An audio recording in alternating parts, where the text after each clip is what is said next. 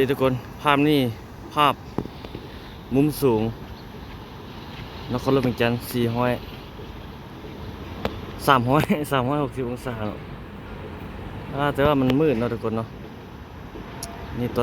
อนนี้ประมาณนั้นโมงประมาณ1 ปลาย 2 โมงยังจะมี FC เพิ่นว่าอยากให้ซูมเบิ่งประตูไซเนาะโอ้บ่เห็นทุกคนประตูไซอยู่ที่พูนทางนี้พี่แถวนี้พี่แหละแต่ว่ามันบ่เห็นดอกกล้องโทรศัพท์เอาบ่ถึง FC เพิ่นว่าซูมฮอดประตูไซเนาะสิบ่เห็นทุกคนไกลหลายเนาะนี่เขตเมืองสกลทุกคนนี่สูงสุดแล้วเด้นี่ขึ้นมาซูมจุดนี้ให้ทุกคนได้เบิ่ง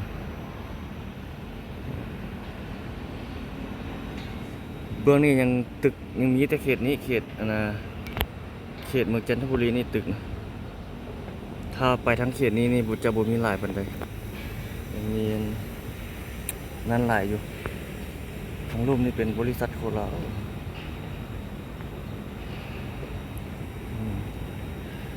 ซูมบ่ได้เนาะทุกคนมันไกลเกินนี่แหละตัวเมืองนครหลวงเวียงจันทร์ทุกคนเมืองเอกของลาวในปัจจุบันเดี๋ยวเราหมุนกล้องอ้อมเป็นมุม360 องศาให้ทุกคนได้เบิ่งเนาะนี่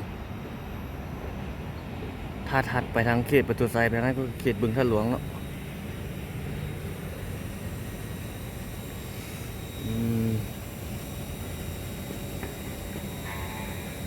เบื้องนี่เขตของแหมพระเจ้ากำลังก่อสร้าง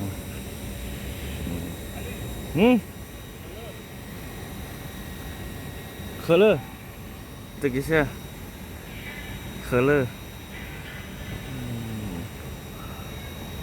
ซื้อน้ำโอ้ทางนี้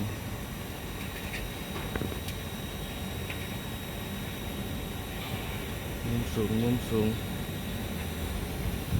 เวียงจันทร์450เวียงจันทร์วันนี่เอาเป็นภาพมุมกว้างแบบนี้ทุกคนได้เพิ่งซะ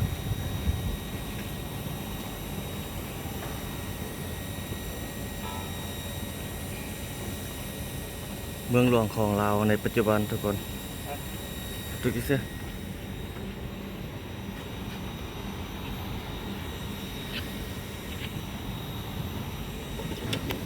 อ๋อเห็นละวันนี้